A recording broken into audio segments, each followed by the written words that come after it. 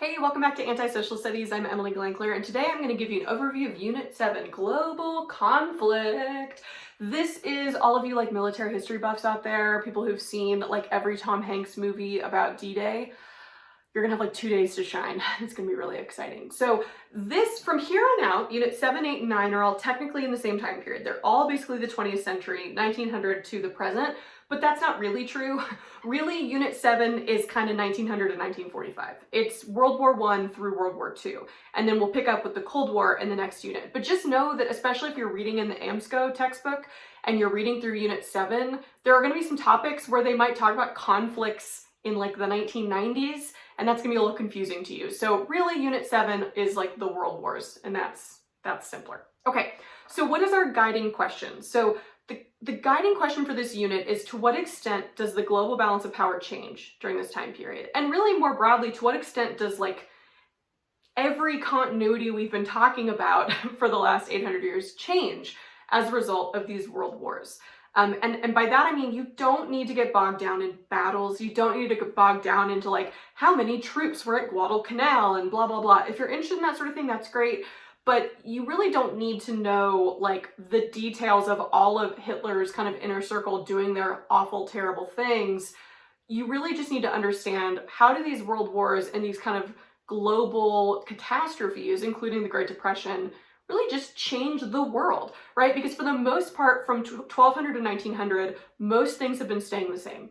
You know, we've been talking about a lot of events, but we've been talking about them over and over and over again. States gaining, maintaining power in the same way. Imperialism looking pretty similar, that sort of thing. And now, as a result of the world wars, like, we're gonna step into the world that we're now living in, which is really new and really weird relative to most of world history. Okay, so with World War I, you want to know who the major players are. This is pretty easy because in World War I and World War II, they're basically the same.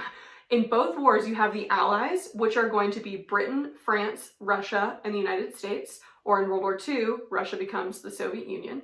And then on the other side, you have Germany and whoever else is fighting with Germany. So in World War I, that's going to be Germany and the Austro-Hungarian Empire and the Ottoman Empire.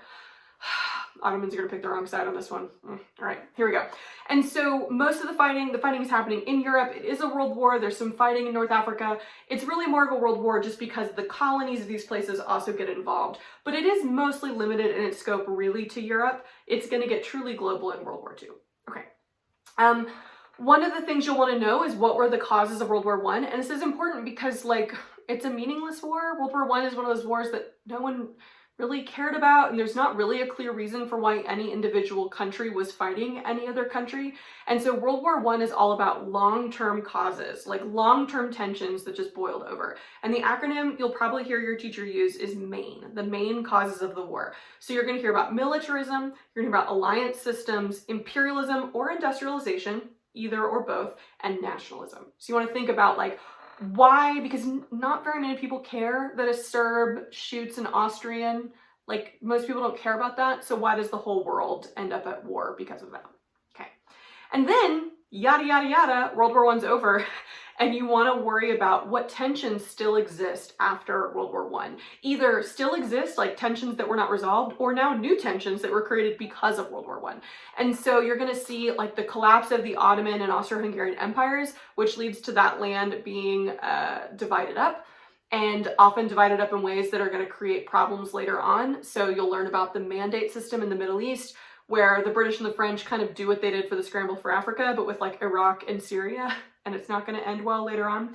You're also going to see a lot of nationalist leaders in colonial states using the World War as an excuse to start pushing for more self-rule and more independence. You'll see people like Gandhi, like Ho Chi Minh in Vietnam, who was at the Treaty of Versailles and was like, independence for Vietnam, please. And everyone was like, we'll get to you later. So that is another big thing that comes out of this, is that you have these colonial subjects fighting for the mother country and fighting for this like nation that they're not really a part of. And so it's going to spark a lot of independence movements.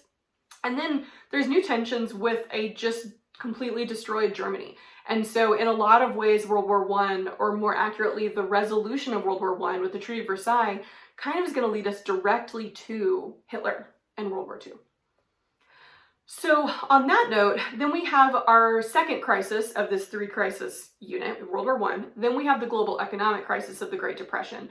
And this is not an economics class. You do not need to understand all the differences of like the Hawley-Smoot tariff and how the banks collapsed and whatever. What you really just need to know is that the collapse of the American banking system throughout the 1920s is really the thing holding up Western Europe. We were funneling in money to Germany to pay back France and Britain so that our economies could all start trading again. And so when our banks collapse, everything else kind of collapses with it. And so how are states responding to that economic crisis? And the answer really is that a lot of states are responding in really extreme ways. They're just going on different ends of the spectrum. So you have some states are going to go really far right into like extreme ultra-nationalist, kind of ultra-capitalistic military states under fascism. That's going to be like in Italy, in Germany, to some extent in Japan.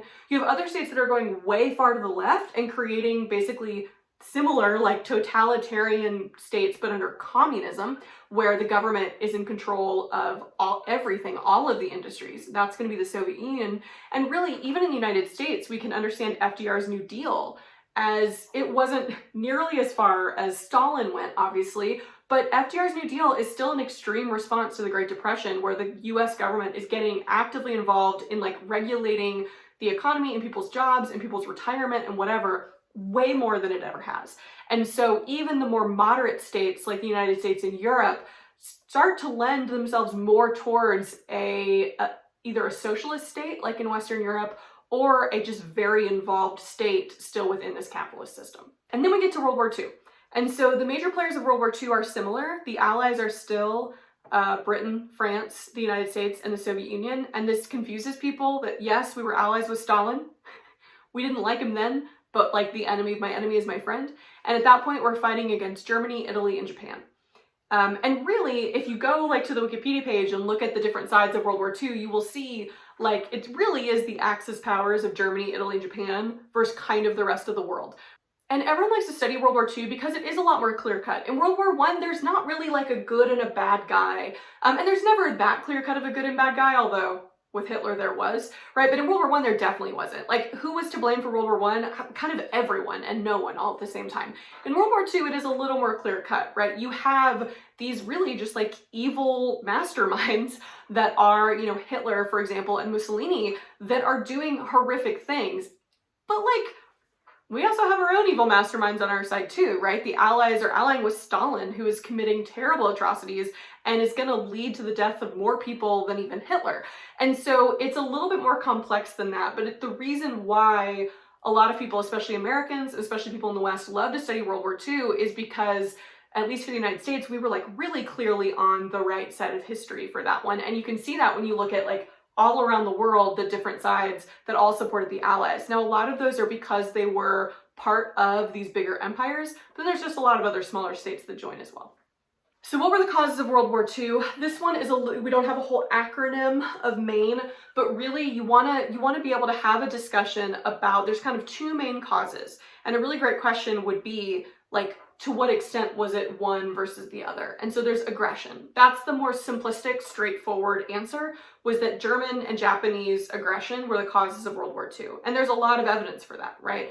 But also you're going to want to look at appeasement. Like, to what extent did these other states appease Germany, Japan, and just keep giving them what they wanted, or giving in, or responding in a way that wasn't helpful in an attempt to avoid war, right? The irony is that in an attempt to avoid war and another world war, we in some ways create one, because we're going to sit down at the table, like British Prime Minister Neville Chamberlain is going to sit down at the table and shake hands with Hitler and come back and say like, we've averted a world war, peace in our time, Hitler won't be a problem anymore. And it's like, we keep giving in. And so the easy, simplistic answer is like, it was totally Germany's fault. It was totally Japan's fault. They bombed us at Pearl Harbor. The Germans invaded Poland. Yes, that's true. But a more complex answer would also be understanding how in the 1930s, a lot of states were not paying close attention. They were worried about their own economic crisis. And they also were really just misunderstanding what a lot of these states wanted, and did not really see the signs that maybe something should be done more severe than just like sitting down and signing names to a piece of paper. Okay, so with that, The foreshadowing, and again, the reason why we really care about Unit 7 moving forward is we just want to think about how is the end of World War II going to set up the global conflicts for the second half of the 20th century? So when peace is declared after World War II, really the only two main powers left standing are going to be the United States, who is now stronger than ever, and amazingly the Soviet Union, who loses so many tens of millions of people. It's insane that they're still around. But so you have these now two new superpowers, and the dust is settling, and these traditional imperial states have collapsed, and there's this power vacuum for the first time. And so really the conflicts, the independence movements, the wars, the civil wars that happen in the second half of the 20th century all get sort of set up and are in some ways a result of World War II. So I hope that was helpful. Good luck with Unit 7. Make sure that you're subscribed to my YouTube channel so you can see more videos. Follow me on Instagram and TikTok at Anti-Social Studies. And if you really like the content I'm making and it's really helpful for you, you can go join my Patreon community. I would really appreciate it. But if you're a high school student and don't want to spend money on that, then don't. That's silly. All right, thanks. Bye.